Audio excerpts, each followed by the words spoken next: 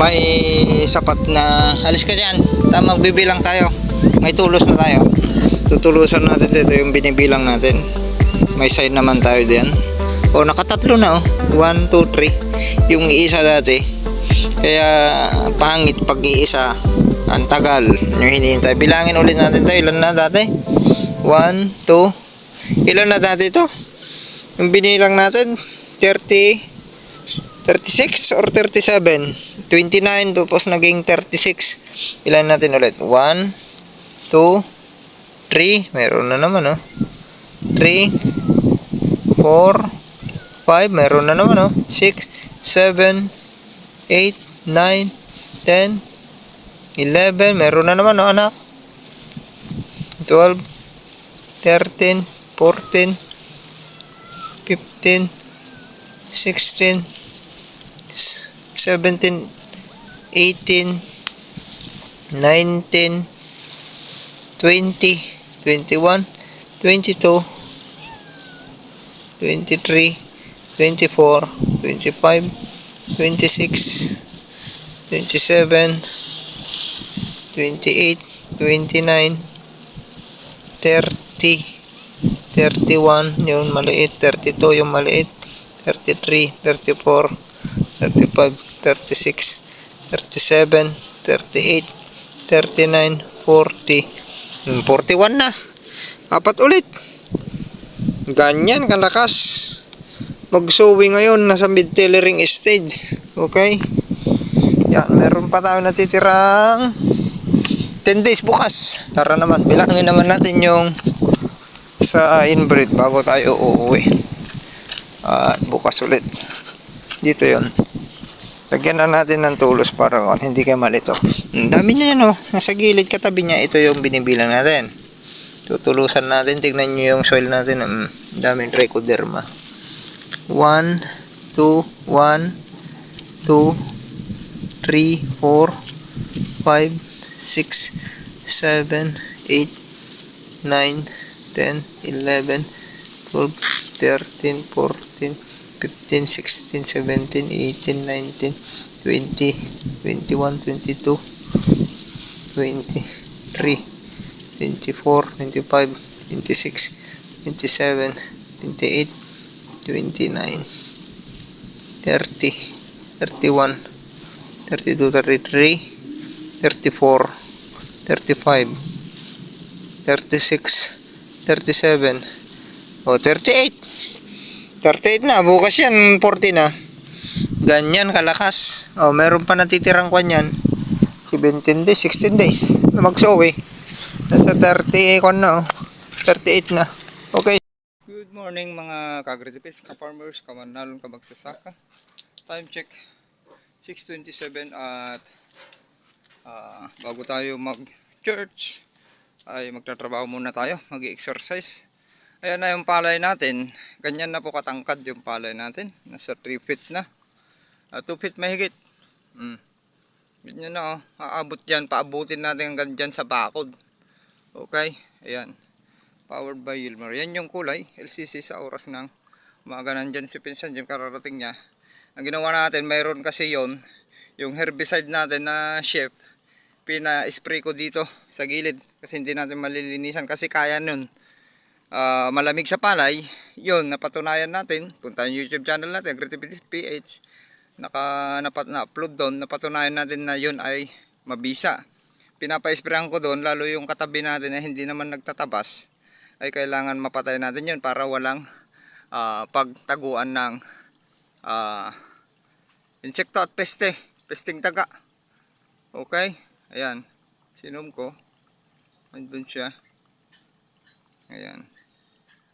Okay, yan na yung palay natin. Okay, ito na yung pinapatutukan natin minsan ng Gilmore Natural All-Purpose Foliar Fertilizer na may halong hypercompost. Tapos yung experiment natin nung punta yung YouTube channel natin ulit, nga compatibility sa foliar natin sa fungicide at insecticide. Okay, kapal na. Ayan na yung nasa harap natin. LP 937, ganyan nakakapal. At ang ginagawa na lang natin, ang nagkukulang na lang ay yung portion na malalim. Kaya nung kung saan nababalaho yung combine harvester at rotavator. Yun yung mga nahuhuli dahil kinain ng kuhol. Tapos pag may hulip, pinaghulip natin kasama natin 1 into puno. Hindi po ganoon. Pag mayroon kayong portion na malalim, lagyan nyo na ng 5 or 10 pupog. Ipupog nyo na. Para ganyan din kakapal ang itsura pag nakaarangkada na, pag nakorek na. Okay, yan yung powered ng Yieldmore Natural All-Purpose Foliar Fertilizer. Napaka-healthy. Zero insect damage tayo ngayon. At zero disease. Lalo yung inbreed natin, oh. Yung inbreed natin, LA902. Napaka-healthy. Napakalakas magsuwi po yun. Puntahan nyo ulit YouTube channel natin, Agritipid PH. Nandun yung counting natin. Actual, tapusin nyo yung YouTube channel natin. I-share po ninyo para makatulong din po kayo sa inyong mga kamag-anak, kakilala, kaibigan, lalo sa mga beginner sa pagpapalay para hindi malugi. Kasi once nalugi yan, sasabihin wala palang kita sa pagpapalay. Hindi uulit. Sa 1 in 2 nalugi, ayaw na niyan, karamihan yan, isasanla na, okay?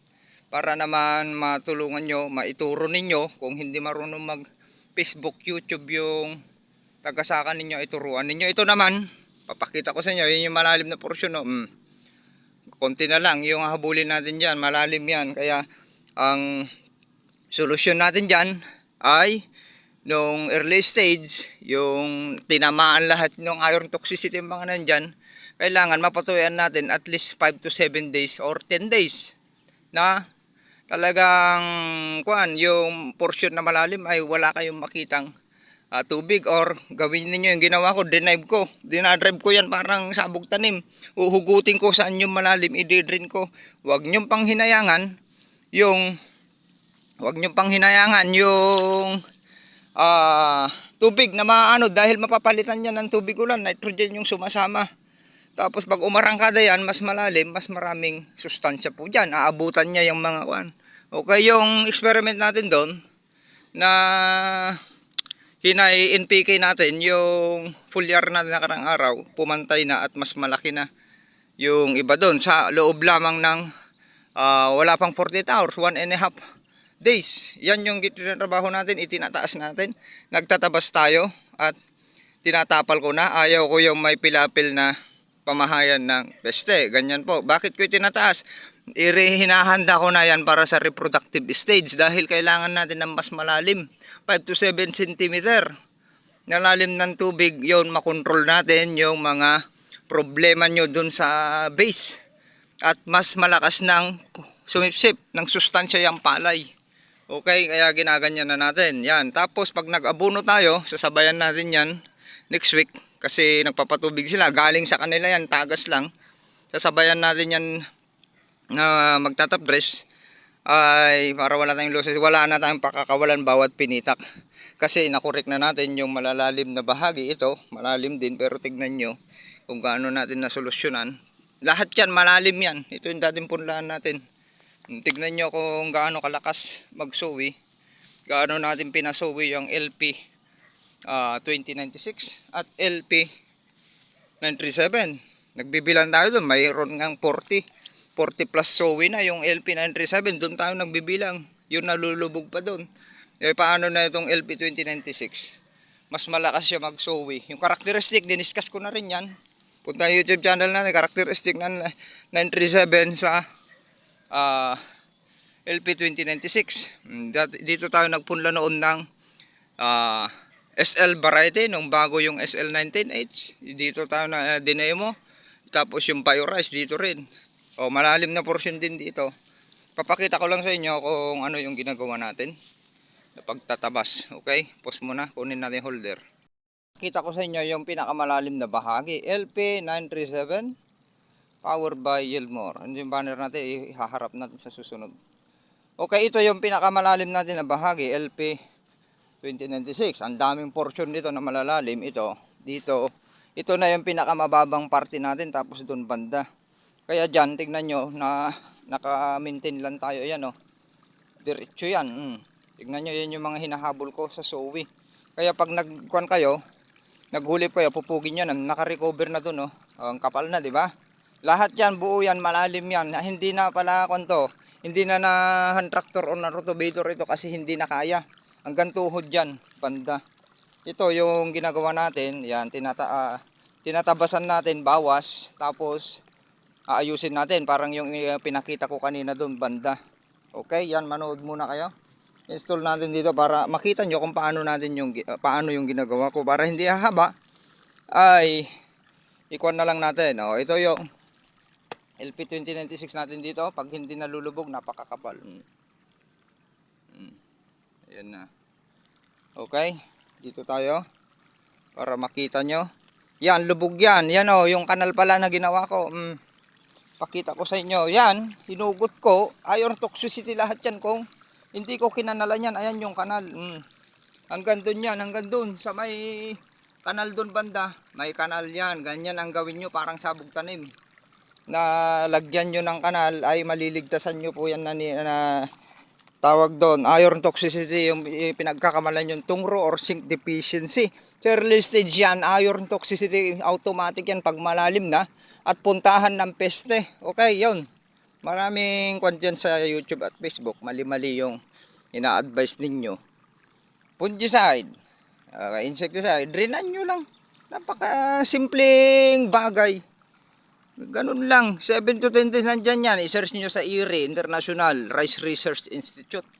7 to 10 days, patuyuan nyo para magkaroon ng sapat na oxygen yung bandang ugat sa root zone. At ang maganda nyo, kung marami kayong microbes or organismo, kagaya ng bulate, ay sila yung magbibigay ng sapat na oxygen sa bandang ugat. Kasi yan naggagarden, parang tao na naggagabyon sa Ilocano, yung nagagarden siya, yung binubungkal, binubuhaghag yung lupa at nagpipix ng mga nutrients gaya ng nitrogen, so sobrang nitrogen.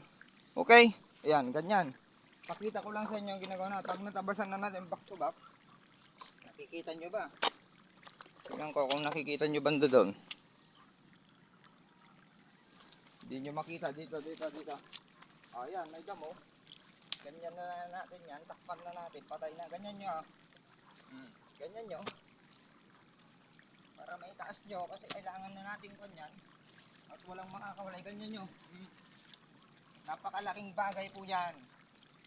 Pilapil maayos, land preparation para may iwasan nyo, proper land preparation, magpabulok kayo para napatay na, linisin nyo yung mga pilapil para napatay nyo na yung mga itlog ng peste. Ganyan sa YouTube channel, in-upload ko lahat yan. Ganyan nyo na, hindi na masisibol yan. Okay, tapos habang inaapakan nyo to, ang lalaki nito kasi nabubuhaghag yung banda dyan, nabubuhaghag na magkaroon ng sapat na oxygen ulit yan bandang rutson. Ganyan po. Okay, ganyan nyo lang. Okay na, tapos na kayo para makita nyo, yung lalim dito.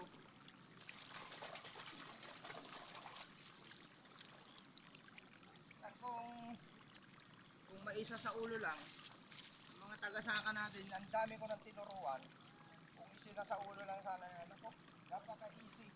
Anihin yan 200 kaban na hindi maani-ani ng iba, kahit sa rest derby. Aminin na natin, kahit sa rest derby, mahirapan sila sa 200 kaban. Punta kayo sa Agritipid PH team, napakasimpleng anihin po yan, 200 kabang per hectares. Tayo ang makakatulong sa bansa para itaas yung average yield. Patrasan ninyo para hindi masira yung ano nyo, tabas. Pagpaban yan, babalik ko. Ito na yung susunod. Pakita ko lang.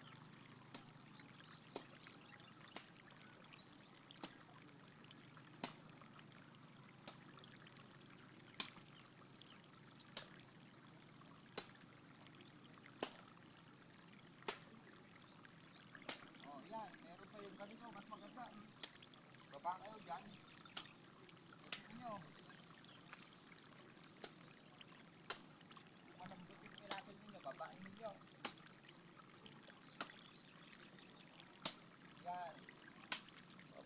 para may tapal kayo.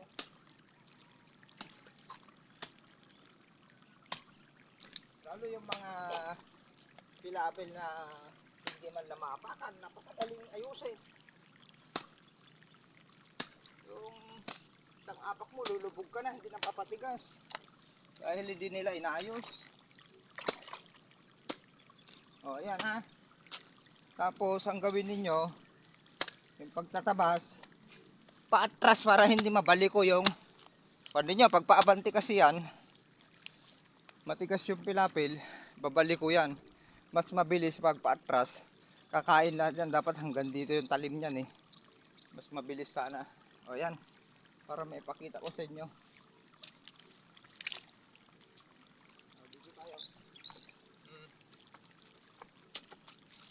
Tignan nyo, sa lubong na yan din, taas na yung pilapil natin. Problema nyo is temporary. Ay taasan nyo yan. Kung irrigated nyo, ay ang dami nyo matututunan sa Agritipid PH team. Pumunta kayo sa YouTube channel. Napakasimple nga niya yung 200 kaban na pinoproblema ninyo.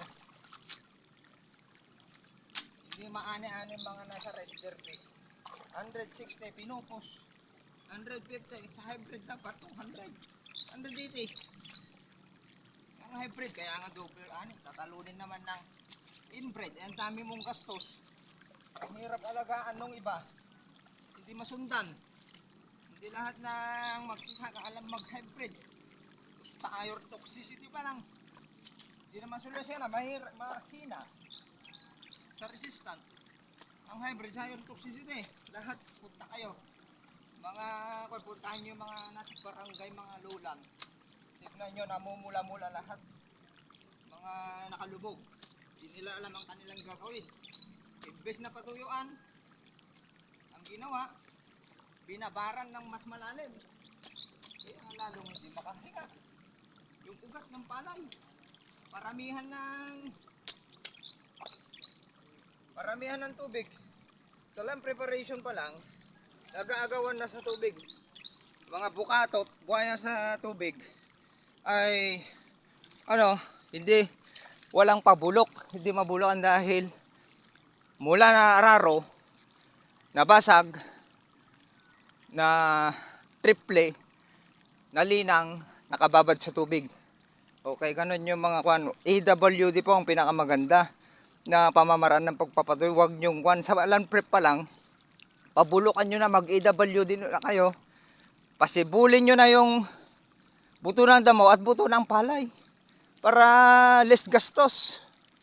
Yung iba gumagamit ang daming herbicide paulit-ulit. Tignan nyo sa atin, may nakita ba kayong damo? Kasi pinasibol na natin 7-7, 1 week or 30 days. Tapos wag babad sa tubig. Example ko na lang, next crop, nung nakarang crabbing, dalawang taga-saka ko, nagtuturuan yan, kaya hindi ko na tinawag yung isa. Dahil sa land preparation, pinaubaya ko sa kanila, nakababad sa tubig. Hindi kaya kailangan mong mag-herbicide, tapos hindi nabulukan. Iron toxicity, ang hirap umarangkada. Dapat yun nakorek na, yung iron toxicity, nung land prep pa lang, nakorek na. Kailangan na pabulukan na, nag-AWD na po kayo, wag yung bukatot sa tubig. Pataasan ng tubig, hindi makaya. Imagine niyo na lang yung sa fish pan, okay? Yan, discuss muna tayo. Sa fish pan, okay, na-observe ko na yan dahil sa Madyo, nandun tayo 2 years. Nag-fish pan, nagsaka, sa Madyo pa sa Quezon. Yung fish pan, pag napatuyuan, wala namang yun sa tagal. Halos inaabot ng 46 months, nakababad sa tubig. Nung natuyuan, nung bumitak, may sumibol na damo. Kaya yung buto ng damo lang po ay natulog. Okay? Ang kapal ng buto ng damo. Tapos ang dami, makapal yung balat. O ganun na lang, sharing is caring. Happy farmers. Hope natututo po kayo kay Agritipid PH team. Puntahan nyo yung channel natin, ang dami nyo matututunan. Sinasabi ko po sa inyo. Okay, hindi po tayo nagkukwentong barbero lamang. Nag-a-actual, nandito sa Agritipid PH, nag-a-actual, theoretical, at may resulta. Maraming salamat. Happy farmers. Okay, cheers time.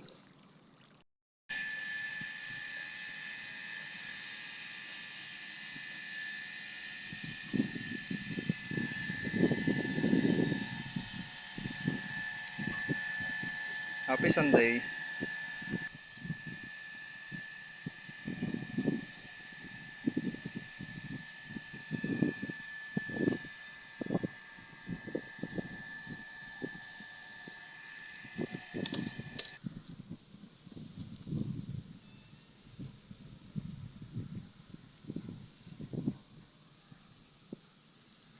Kita nyo, pumantay na.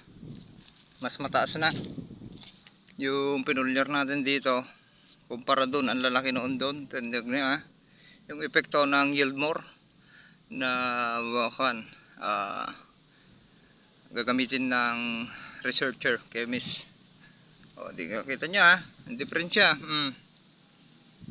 Mas matangkad na. Sharing is caring, napaka-effective ang high NPK. Foliar, Yieldmore, foliar, all-purpose foliar fertilizer. Yieldmore all-purpose foliar fertilizer. Okay, exclusively distributed by Aggressive International Marketing Corporation. Okay, zero sign of insect and fungus, bacteria, disease. Okay, rice disease. LA 902 inbred rice. Planting distance 20 by 25 and 20 by 25, 25 by 25 cm at may 1/5 pa kasi under observation po for adaptability. Sa starting vegetative stage ay napakaganda yung resulta. Yung ikukuha na lang natin dyan, matibay, sa resistant, at hindi masyadong kanya ng insekto dahil may katangian yung daon na hindi malapad at lakas magsuwi. Sa uhay na lang, yung tignan natin yung napalabas na 370 grains per panicle, tignan natin kung hanggang 630 grains kung kaya nating abutin pa o lagpasan, baka kaya natin 650 or 700 grains per panicle. Okay, yan yung pinakamataas na bilang ng seeds dito sa bansa. Wala pang nakapagtalata ng 700 sa inbreed Ito naman na LP 937, yun yung binibilang natin. Meron ng suwi na 40. Tapos meron pa tayong mula ngayon 10 days na magpasuwi. Tapos dun sa inbred meron pa tayong natitirang 15 days na magpasuwi. Meron na akong may nabibilang namin yan. Binilang pa namin yung kabats ko pumunta dito nakarang araw. Nag-Holy Friday. Nagbilang kami ay meron na kaming nabilang dyan na mahigit 30. Tapos yung binilang natin dyan ay 36. Ito naman yung LP 2096. Ayan.